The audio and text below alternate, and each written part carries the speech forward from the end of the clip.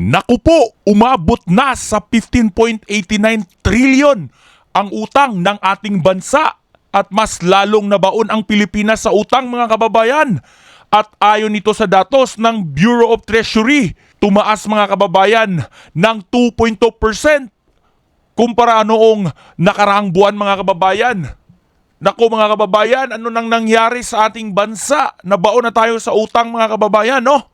Itong datos na ito ay ayon sa Bureau of Treasury, mga kababayan, at ang dahilan di umano sa pagtaas ng utang ay dahil sa karagdagang pagkakautang mula sa lokal at panlabas na merkado. Grabe mga kababayan, tumaas siya ng 343 billion ang utang sa loob lamang ng isang buwan.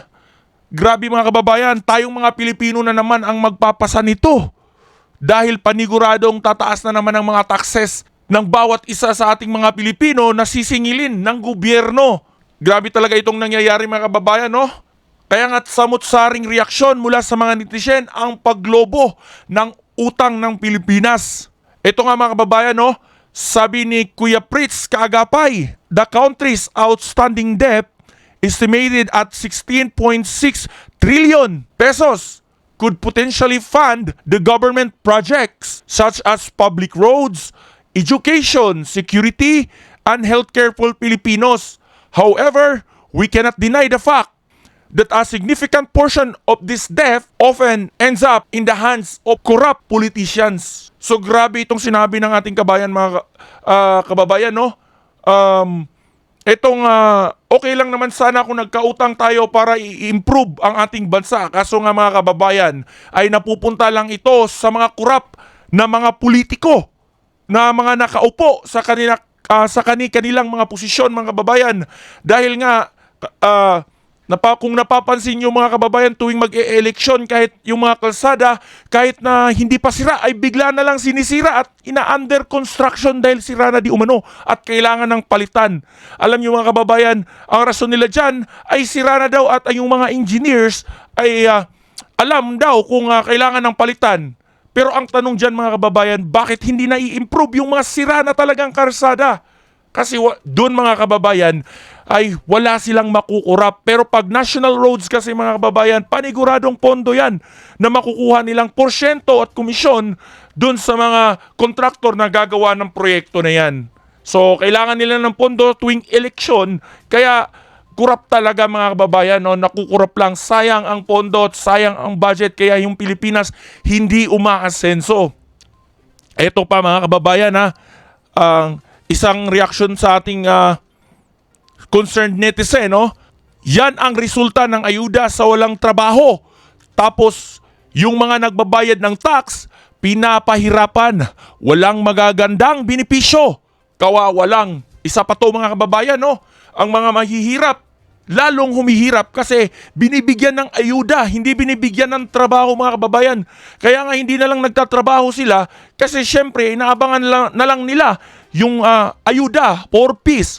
Samantalang yung mga nagtatrabaho, nagpupuyat at naghahanap buhay, mga kababayan, ay at talagang binabawasan ng buwis, no? So lalong humihirap pa yung mga kababayan. Kawawa lang, ano? Ito naman ang sabi ni kabayang Joshua Banag, mga kababayan, more money, more healthier ang presidente.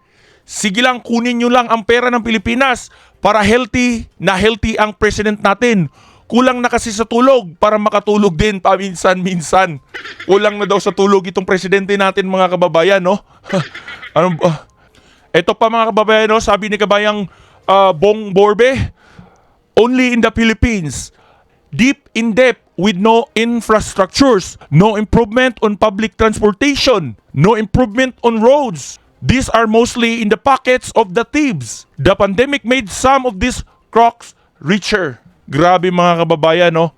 Ito pa si Wayne Fred TV, definition ng best president iyan, iyong ilulublob sa utang ang Pilipinas. Grabe, mga kababayan, akala ba natin pag naupo na itong si President Bongbong Marcos ay aaho na sa hirap ang Pilipinas? Ngayon, mas lalo pang nalubog sa utang, mga kababayan.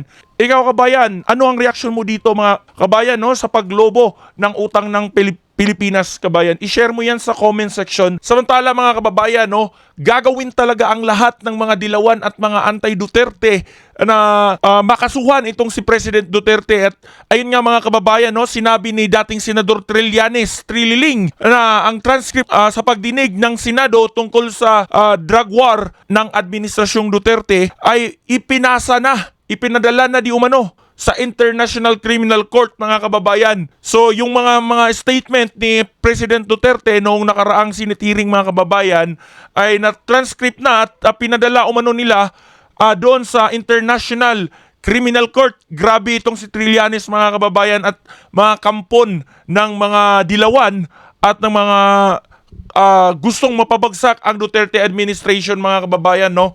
So kahit siguro anong gawin ay maghahanap pa rin sila ng dahilan para itong si President Duterte ay makasuhan at makulong, mga kababayan. So siguro malabong mangyari yan, mga kababayan, dahil si dating President Duterte ay mahal na mahal ng taong bayan.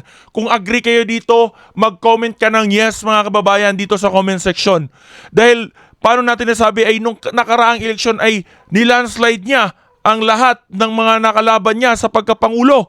At ngayon nga, mga kababayan, napatunayan nating buo pa rin ang suporta ng taong bayan kay President Rodrigo Roa Duterte, dahil nung pag-atin nga niya ng Senate hearing ay viral ulit ang naging Senate hearing, mga kababayan, dahil inabangan ito ng napakaraming Pilipino na sumusuporta kay President Duterte. At nagpalakpakan pa nga ng sinabi ni President Rodrigo Roa Duterte na kung siya'y mabibigyan ng pagkakataong ulit na maging presidente, ay gagawin niya ulit kung ano ang ginawa niya noong siya'y Pangulo ng Pilipinas, mga kababayan. No? Grabe, nagpalakpakan doon at yun nga, pahiya ang mga dilawan. Lalong-lalo na itong si Risa Hontiveros, mga kababayan, at si Leila de Lima na nasabihan ni Senador Jinggoy Estrada na incompetent sa kanyang posisyon. Dahil nung mayor pa itong si President Duterte ay matagal na itong pinupurso ni Senador Leila de Lima itong death squad umano ng Duterte, at hanggang ngayon ay wala pa siyang napatunayan at naisasampang kaso, mga kababayan, dahil nga puro walang matibay na ebidensya, mga kababayan. At yun man, mga kababayan, no, damang-dama talaga ng maraming Pilipino na bumuti at naging safe ang maraming Pilipino, no, mga Pilipinong inosente nung may drug war, dahil ang tanging na natatakot lang naman sa drug war ay ang mga kriminal at mga durugista. Kung agree kayo dito, mga kabayan, mag-comment ka rin ng inyong karanasan noong Duterte administration pa, mga kababayan, at as ikaw na ang makakapagsabi kung mas safe ba sa administrasyon ngayon ni President Bongbong Marcos or mas maganda ang pamumuno ni dating President Rodrigo Roa Duterte.